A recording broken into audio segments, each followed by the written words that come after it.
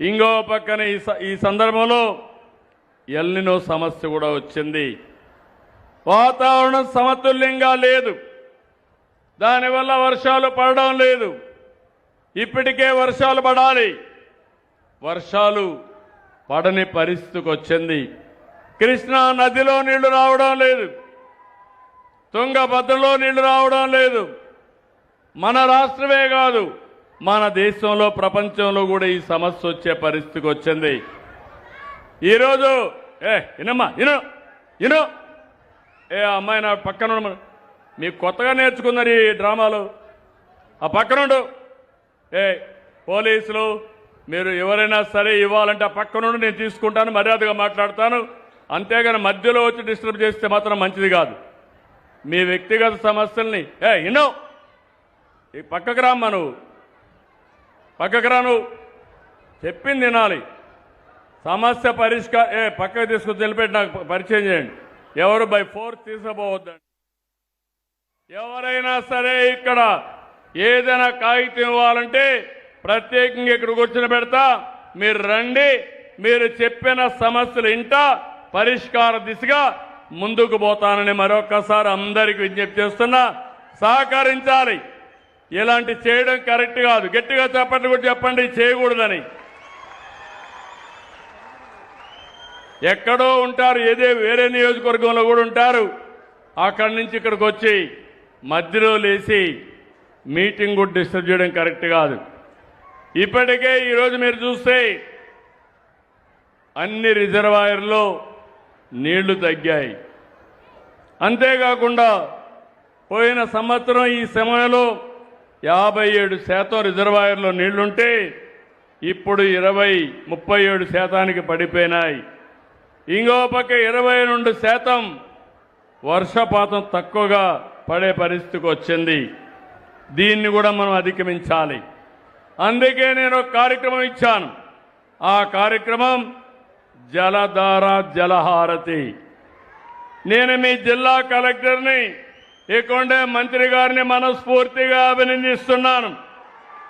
ఈ జిల్లాలో కొలిమిగుండ్ల మండలంలో కేవలం 8 రోజుల్లో 18 కిలోమీటర్లు ఫీడర్ ఛానల్ చేసి 10 చెక్ డ్యాములు పునరుద్ధరించి 1707 ఎకరాలు ఆయకట్టుని స్థిరీకరించారు.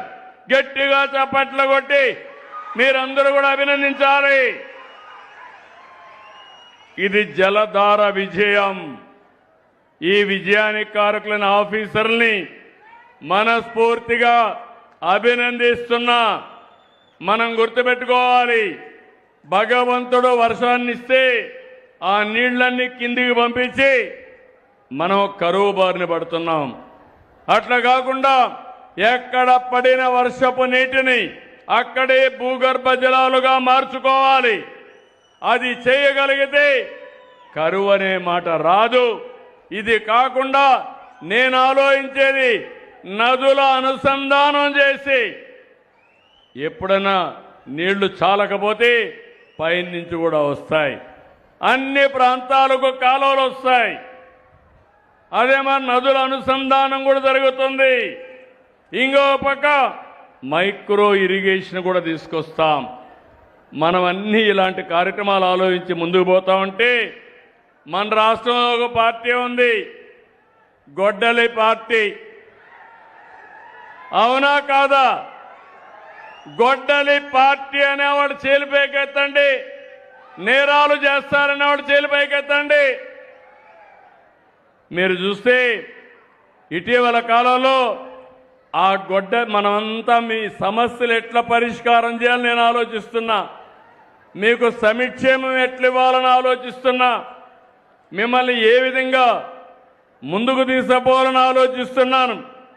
వాళ్ళు మాత్రం విసుగు విరామం లేకుండా కుట్రలు కుతంత్రాలు చేస్తున్నారు. కులం, మతం, ప్రాంతం, వర్గాలుగా సమాజాన్ని ముక్కలు చేయాలని చూస్తున్నారు. ఇక్కడ ఎప్పుడు కూడా మీరు గుర్తుపెట్టుకోవాలి, ఒకప్పుడు రాయలసీమలో ముఠాలుండేటివి.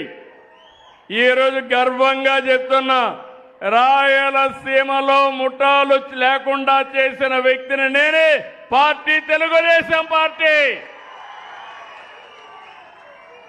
ఇంకో పక్క హైదరాబాద్లో మత కలహాలు ఉండేటివి. మత కలహాలు పూర్తిగా అణచివేసిన పార్టీ తెలుగుదేశం పార్టీ. ఒకప్పుడు సిద్ధాంతపరంగా నక్సలైట్స్ ఉండేవాళ్ళు, దానివల్ల నష్టం అని చెప్పాను. వినలేదు. వినకపోతే లా అండ్ ఆర్డర్ మెయింటైన్ చేశాను. కడాన నన్నే చంపడానికి 2003లో 23 క్లేమోర్ మైన్స్ పెడితే నేను భయపడలేదు. సాక్షాత్ వెంకటేశ్వర స్వామి నన్ను కాపాడాడు. ఇది చరిత్ర. ఇప్పుడు ఆ పార్టీ కూడా లేకుండా పోయే పరిస్థితి వచ్చింది. ఏది కూడా మనం గుర్తుపెట్టుకోవాలి. ప్రజాస్వామ్యంలో హింసకు తావు లేదు. ప్రజల ఆస్తులకి ప్రాణాలకి రక్షణగా ఉండాలి. ఆడబిడ్డలు స్వేచ్ఛగా తిరగాలి. 1924లో ఎక్కడ చూసినా గంజాయి పంట పండించారు. ఏజెన్సీ ఏరియాలో పండించారు. దేశానికి ప్రపంచానికి ఉత్పత్తి చేశారు. డ్రగ్స్ వచ్చాయి.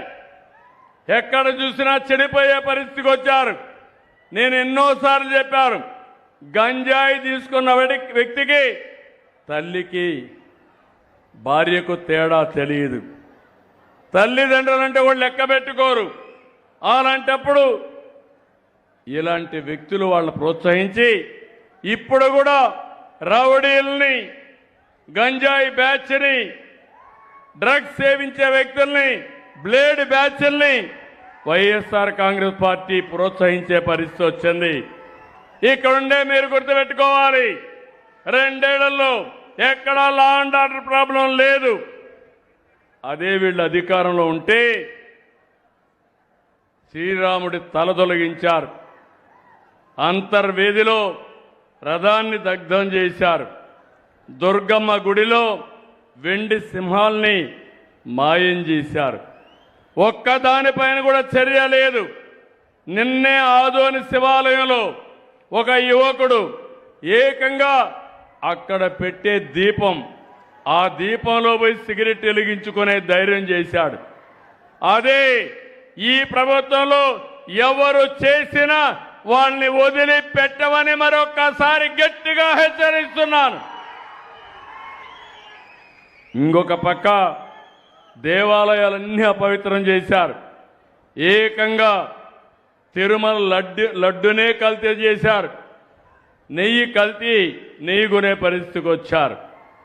ఎప్పుడైనా సరే మత విద్వేషాలు రెచ్చగొట్టడం, మనోభావాలు దెబ్బతీయడం మంచి పద్ధతి కాదు. ఇలాంటి ఘోరాలు చాలా జరిగాయి. అలాంటి ఘోరాలు జరిగితే ఈరోజు మనం అన్ని కూడా ప్రక్షాళన చేశాం. ఇప్పుడు సోషల్ మీడియాలో కొంతమందిని పెట్టుకున్నారు. నిన్నెవరో నేను చూశాను, ఎప్పుడు నాకు ఇలాంటి వాళ్ళతో ఎప్పుడు చూడలేదు. నేను ఒకటే చెప్తున్నా, ఎక్కడైనా సరే మారుమూల ప్రాంతంలోనైనా సరే రౌడీ అనేవాడుంటే మా ఆడబిడ్డల జోలుకొస్తే అదే చివరి రోజుగా ఉండాలి. అలాంటిది ఒక రాజకీయ పార్టీ, ఒక వ్యక్తి, రావణ్ అనే వ్యక్తి పురాణాలను దూషించాడు. రాముణ్ణి సీత పైన నీచంగా మాట్లాడాడు. తీవ్రవాదాన్ని, పాకిస్తాన్ సమర్థించాడు. అలాంటి వాళ్ళకు అండగా ఆర్థిక సహాయం ఈ గొడ్డలి పార్టీ చేసే పరిస్థితి వచ్చింది. ఎంత బరిదిగింపని అడుగుతున్నా, ఇది న్యాయమని అడుగుతున్నాను. మీకు ఇవన్నీ నేను చెప్పాలి. మీలో కూడా చైతన్యం రావాలి. మీ ఆలోచన విధానంలో మార్పు రావాలి. మీరు ఒక్కసారి గుర్తుపెట్టుకోవాలి, మన పక్కనే నంద్యాల పక్కన పులివెందల 2019 గుర్తుపెట్టుకోవాలి. నేనే ముఖ్యమంత్రిని. నేను ముఖ్యమంత్రిగా ఉంటే బాబాయిని గొడ్డలతో లేపేసి గుండెపోటుగా చిత్రీకరించి 2వ రోజున ఆ కత్తి నా చేతిలో పెట్టి నారాసుర రక్త చరిత్రని రాజకీయ డ్రామా ఆడి ఓట్లు సంపాదించుకున్నారు. అవునా కాదా? ఇది న్యాయమా అని మిమ్మల్ని అడుగుతున్నా.